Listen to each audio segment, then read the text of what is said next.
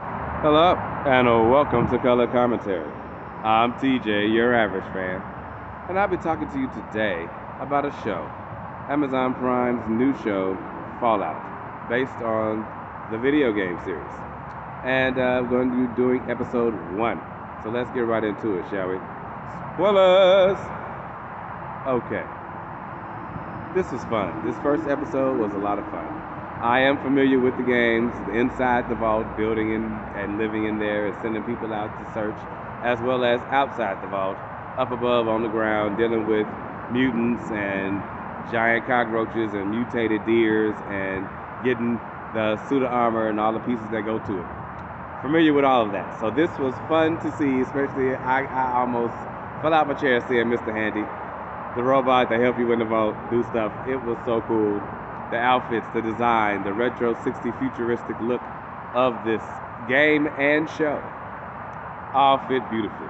We're following a character named Lucy who lives in Vault 33, and she's longing to mate. She's looking for a mate, and the only viable person in there is her cousin, and she's like, no. We made out when we was young. That was kid stuff.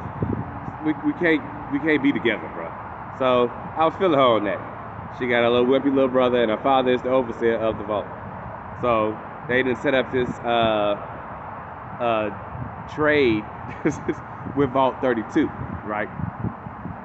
So they let them in, because they got doors that lead to other vaults. But they don't open the vault that goes outside. Because at the beginning of the show, they show you how it all started with the nukes going off and everybody getting vaporized, and it was insane to behold, to say the least. I couldn't believe it. I was like, this is crazy. So by the time Lucy come around, we're like over 200 years later. They're still waiting on the radiation, fallout to be gone, and so that they can recolonize the surface. All this time, though, humans have been living inside these vaults. It is insane. So they let the people in. They had a wedding with the guy. She even have sex with him on their wedding night. But it turns out that these are raiders. They're from the surface because they have radiation oozing off of them. She sent her little radiation sensor. That's nothing. The Pip Boys, the little arm brands that they wear with little machines. Awesome to see in live action. Yeah, it started going off on her husband. And so then they have a knockdown, drag-out fight where he just stabbed her. She just sliced his face and his neck. He came back later when the rest of the raiders was brutally murdering the rest of the vault people. It was terrible. It was terrible. They raided their armory, so now they had guns instead of knives, shooting up everybody. It was terrible, but they did get the upper hand on the raiders after they left and took her father, because he knew what's going on. He said they were a product down there.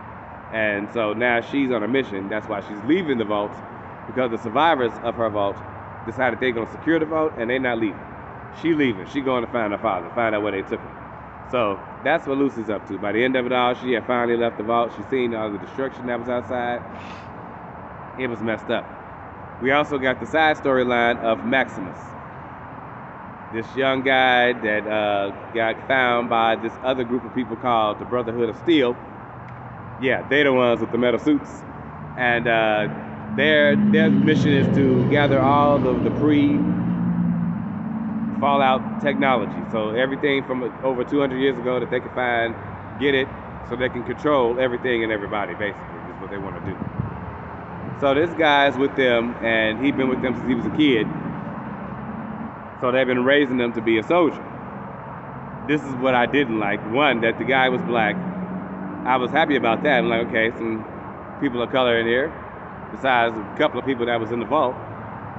But then they make him look like he the bad guy that messed up his friend's foot, because she got accepted into being a squire for one of the knights who used the armor. Messed her ankle up with a giant blade in her shoe.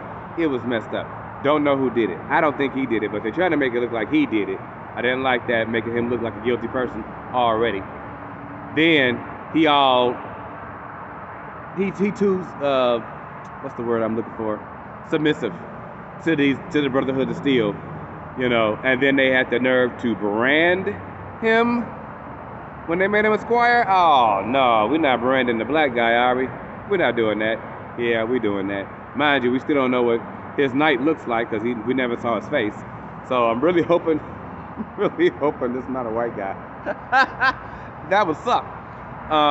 Yeah, I didn't like that. I didn't like the portrayal of him. I didn't like the branding of him. I didn't like it. I don't care if everybody get branded. I just didn't like it.